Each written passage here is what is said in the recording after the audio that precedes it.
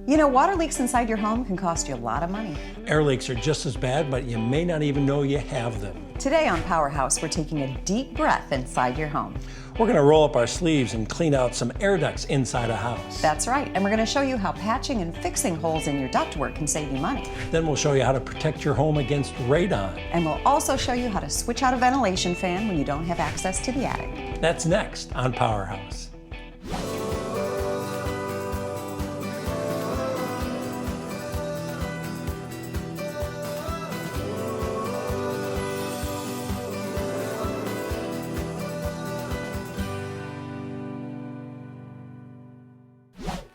The air inside your home keeps you warm in the winter and cool in the summer. It's circulated through your heating and cooling system.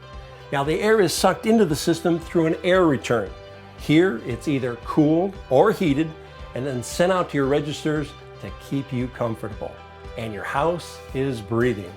Now that air as it circulates can pick up dust and particles, and eventually the ductwork can get dirty. That's where Troy Zimmerman comes in. Troy is a home performance expert. He knows how houses work inside and out. Hi Troy, I know you're cleaning the ducts in this home. Tell us why someone should consider cleaning their ducts. Well, we have a lot of reasons why somebody would go about having their air ducts cleaned. One of the primary reasons is health related, you know, if they have allergies or sensitivities to dust. Some people are just remodeling their homes and maybe just moving into a house. You may notice that there's some contaminants inside of the duct system. Now we're down in the lower level here and talk to us a little bit about the process, because we're standing in front of a machine that really helps you do the job. Tell us a little bit about what we're looking at here. Well, this is a commercial HEPA vac. It produces 4,200 CFM of vacuum.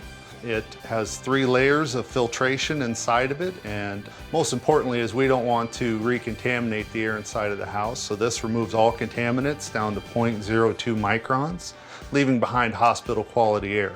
What we do is we hook this up to the duct system.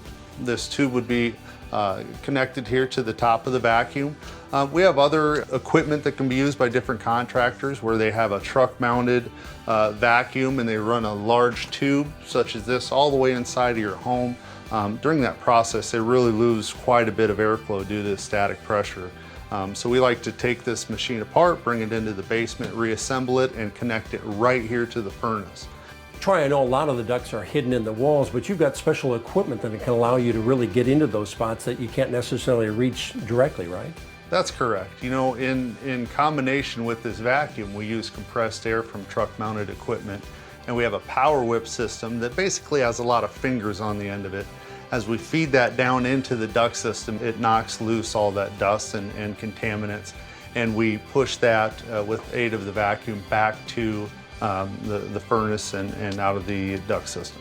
And I was looking in here, Troy, and you're getting some serious grunge created here, aren't you? That's correct. Yeah, there's some pretty disgusting stuff in there, but you see, you know, dog hair and dust and debris. It's just kind of standard, you know, stuff that you will find inside of your duct system. This duct system had been cleaned before, approximately 5 years ago, so this is wow. what we've cleaned out of there just today. So how often should someone have their ducts cleaned? Generally every 3 to 5 years is what we'd recommend, but as people have, again, health-related issues with breathing or maybe asthma, we can even come in and clean those on a yearly basis. Now you've got specialized tools like this, so is this something that we leave to the professionals, or could a homeowner try to do this on their own? This is definitely something you're going to want to use specialized equipment for, and we are trained to be doing this process as well. Let's talk a little bit. I imagine you've probably seen a lot of different things and found some different things, and tell us a little bit about some of maybe the surprises or the dirtiest jobs that you've had cleaning ducts. Yes, we've really ran across some stuff. Unfortunately, we've even found dead critters and that sort of stuff inside of the duct system. But we've even had projects that are so dirty that we've had to stop the cleaning because the vacuum gets completely plugged up. We've had to empty it out several times in one particular project. So how long does the process take? And I'm sure it depends in terms of the size of the home that you're working in, but can you give us a sense of a ballpark the time? Generally 3 to 5 hours on most homes, but again, as you get into larger properties, it can definitely take longer. Okay, and then how about also, we like to give our viewers a sense of cost for duct cleaning.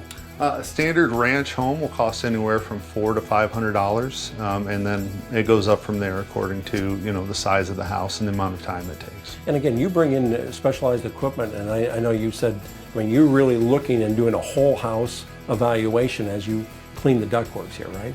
That's correct. As we go register to register and we start removing stuff and peeling back layers, so to say, we're looking for areas that we can help that homeowner improve on the quality of their air.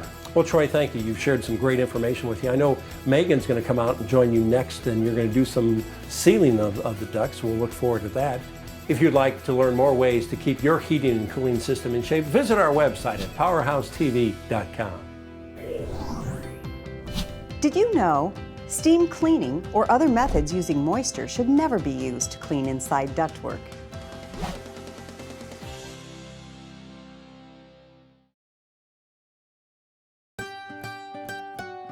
All right, Troy, so now this ductwork is all cleaned and the homeowners have requested that it be sealed.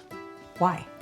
Well, we want to make sure that the air is going where it's designed to go. We want it staying inside of the ductwork instead of leaking into building cavities. Do you always have to clean the ductwork prior to sealing it up? Yes, that's best practice. We want to make sure as well that none of the contaminants inside of the ductwork is glued or left inside of there. Okay. Well, explain your process. Well, we start with a visual inspection on the ductwork. Although our equipment is set up to seal these common holes inside of the duct system, we want to make sure that we're keeping the glue inside of the duct system instead of allowing it to leak out. So we're going to go through and we'll tape up anything that we can see. And we want to be very careful with this because the edges are very sharp. It's UL rated. We want to apply it to where the corners of the duct system meet, and we want to softly roll it around the edges there. Okay. Once we have that applied and we have the air bubbles removed from there, we're going to use the mastic. And with this, we just apply it with a basic paintbrush. This process is very simple. We're just kind of painting it on there. We want to get all of the tape covered plus around the edges. All right. Smells a little like caulk. It sure does. This something you'd like to try? Yeah. How thick do you have to put it on? Just a smooth layer is plenty. Perfect. How's that? That looks great. And the benefit of the mastic on top of there is that the tape can break down over time due to heat and temperature changes inside of the ductwork. The mastic is a permanent solution to keep that ductwork sealed. It probably protects the glue to some degree too and holds everything in place. It does a fantastic job. That is the solution to making sure we don't have any further leaks in that area. All right, what's next? Next, we're going to go ahead and hook up the AeroSeal machine, and we're going to get started with the sealing process. We're going to hook up to the duct system at a location down below here. We will bag off the filter so we're not getting any glue into the heating and cooling equipment, and then from there we'll hook up our AeroSeal machine. And explain AeroSeal and how that works. Well, AeroSeal is a process of taking a glue and heating it up, atomizing it or turning it into a mist that we then inject inside of the duct system. From there it seeks out the leaks and seals them shut. Does it fill the entire duct system with a sticky glue? No, actually the glue is inside of there, but it's only going to come out where there are leaks. Okay, and then how do you test that? Well, we have a laptop, and what we do prior to starting the sealing of the ductwork is we test it to see how much leakage there is. We go through the sealing process, and then at the very end we test it again to see how much of a difference we've made.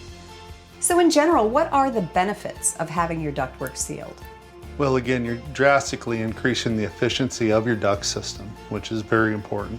We're also making it healthier for you to be able to breathe. We don't want you having duct leaks that can also bring in contaminants into your air supply. That's a great point.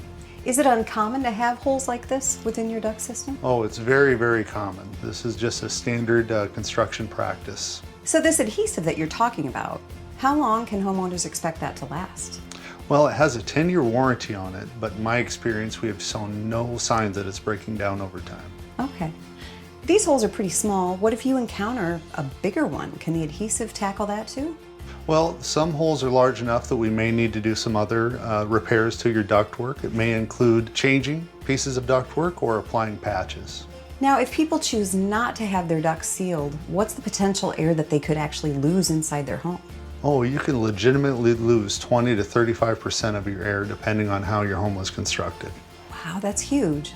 This, like anything in your home, is an investment, right? It sure is. How much would that cost? Anywhere from $1,000 to $1,500 per home. Okay, thanks. This is great information. For more energy and cost-saving tips, follow us on Facebook. Log in and like us. Did you know leaky ductwork makes it more difficult to keep a house comfortable? Energy Star estimates about 20 to 30% of the air that moves through ducts is lost due to leaks and poor connections.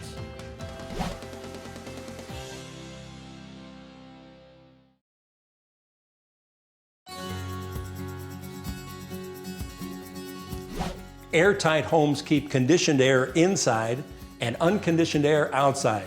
It keeps you comfortable in the winter and summer and keeps your energy bill low. But it also increases your risk of exposure to radon. Meet John Farlinger. John's an expert in radon mitigation and has been protecting homes from the dangerous gas for over 12 years. And he's installed nearly 4,000 systems in eastern Iowa. John, first things first, what is radon and why is it so dangerous? So what radon is the breakdown of uranium over time, and that becomes radium, and then that becomes radon. So when the radon breaks down in the soft tissue in your lungs, it can cause lung cancer.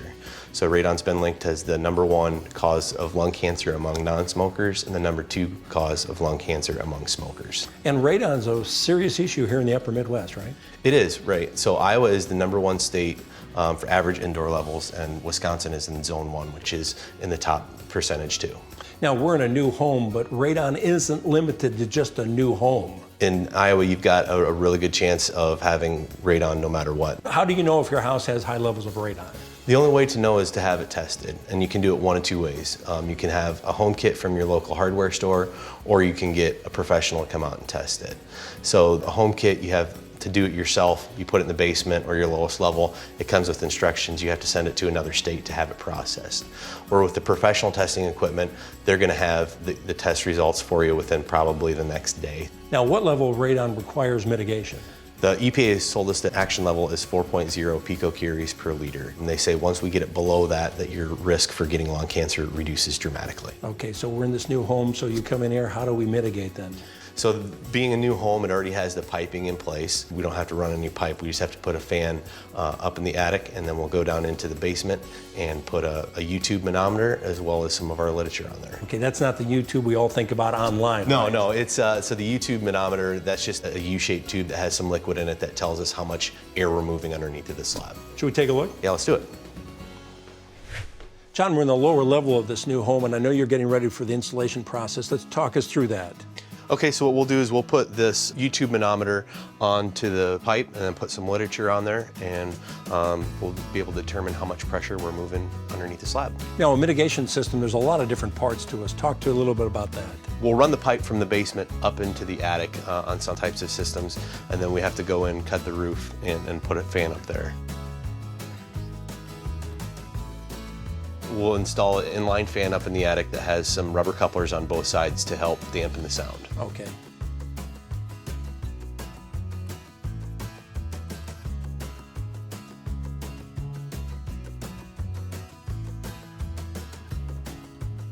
All right, and then the YouTube that you talked about, explain a little bit about that. These two should always be offset. If it ever goes to zeros, that means that the system is quit functioning and that you need to call your certified mitigator to come out there and look at it to see what's going on with your system. Okay, this is not the radon level. Correct. It represents the amount of pressure that we're moving underneath of the slab. It just tells us how much air is moving. So if this is at 0, that doesn't mean that your levels are at 0. It means that you need to contact your certified mitigator. And when you come out and do radon testing, that's a different test from this. Yep, when the third-party tester comes out and tests it, that's absolutely a different test than that. Let's talk a little bit about the whole process in terms of length to install a system. The system like this is going to take a couple of hours to install, whereas in an existing home, it's probably going to take about a half a day. So most all of our systems, no matter what, will be installed in one day. Okay. Can we have you go ahead and put that YouTube up? Sure, let's get it set up. So the first thing that we'll do is we will attach the YouTube to our PVC. Then we use our drill and bit and put a hole in so that we can attach our YouTube to our PVC. Once we get that done, we will remove the packing pieces so that our levels will go back to 0. After we get done with that, then we will attach our literature. And right now, both levels are at 0 because you don't have the fan system operating? That's correct. As soon as the fan would start running, this tube will pull the blue liquid up, and you'll see that it is functioning. And that's an indication the system's working as it should. That's correct. If it ever does go to zeros, you've got your blue lines here to the side that are going to tell you to call a certified mitigator to have it serviced. John, you have the YouTube installed. Let's now talk a little bit about the cost of installing the system. Sure, so the cost on a system like this is going to be right around $600, and that's going to include all the post-testing and all the materials. In an older home, it's going to be just a little bit more, probably in the $1,000 to $1,500 range, just because it's a little bit more labor intensive running the pipe from either the basement to the outside of the home or from the basement into the attic of the home. Does a mitigation system affect the value of a home? If anything, you would think that it probably would increase it, just because you have to put on your seller's disclosure whether you've tested for radon or not. So if you have tested and you have a high level, most buyers are going to come in and ask that you fix it before they purchase that product. And again, that's a requirement on that seller sheet, right? Absolutely, yep. Well, and also just peace of mind. Yeah, it gives you benefit while you're living in the home. You bet. John, a lot of great information. And if you'd like to learn more about radon and other dangerous gases such as carbon monoxide, visit our website at PowerHouseTV.com. Did you know radon test results from a neighbor's home are not an accurate indication for your home? Differences in home construction could give your home different radon results from your neighbor and mean you might need to take action while your neighbor doesn't.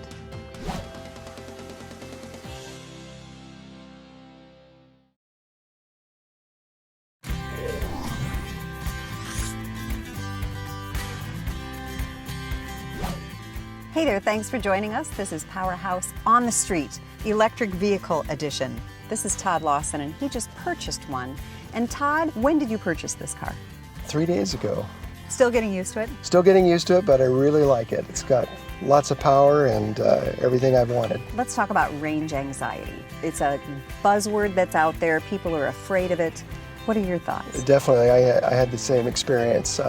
People are concerned about how far you can go on a charge, but I figured on average we're driving anywhere from 30 to 35 miles a day at most, and that plenty covers the range that we need for this vehicle. And basically that sort of alleviates those feelings. All right, I want to ask you about charging. Were there any surprises to the charging process that you've discovered over the last couple of days? No, we just had the new charger installed in our home, and I'm very excited about that. The car actually tells me how long it'll take me to charge at 110 or 220. It's only 4 hours with the new 220 app and about 12 to 14 hours on 110. So Todd, what made you decide at this point in time to take the plunge and get an electric vehicle? Well, we needed another vehicle, so I did a lot of research online to figure out what would be best if we need another, maybe a hybrid or just another vehicle in general.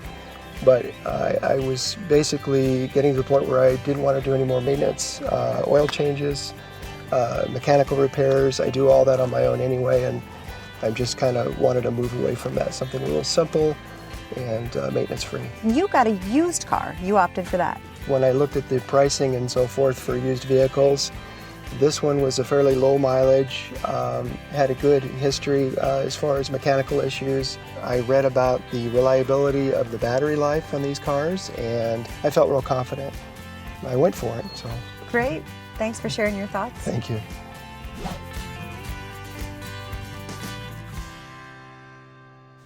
Bathroom ventilation fans improve the air quality and also move moisture out of your home. So when they stop working, you need to get them fixed. The one here stopped working a couple of days ago, and I'm going to show you how to switch it out. Now, we don't have access to the attic, so we're kind of limited as to what we can do.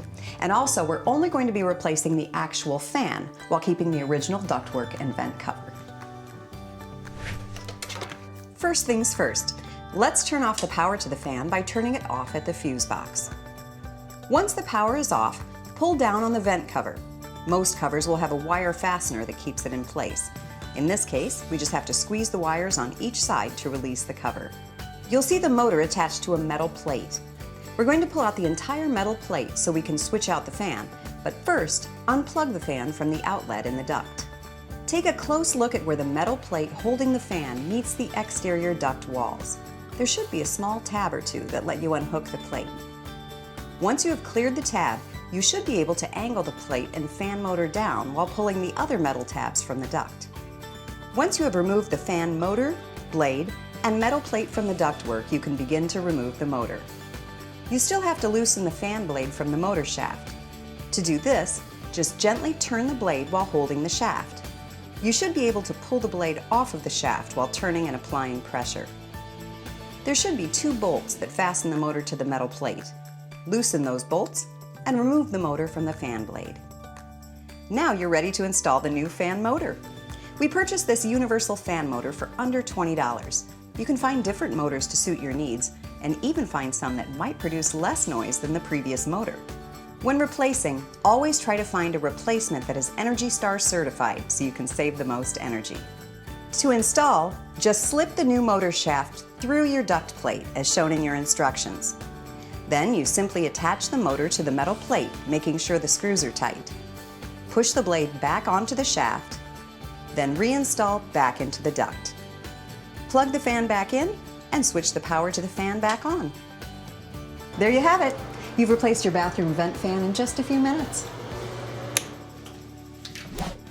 Megan, I can breathe a little easier now that the ductwork is cleaned and sealed. I know just what you mean, Pete. Sealing air leaks in your ductwork can help you save some money by not losing all that conditioned air. Not to mention, clean ducts can help improve the air quality of your house. Just do your part and change your furnace filter regularly. And radon is a dangerous gas that could be in any home.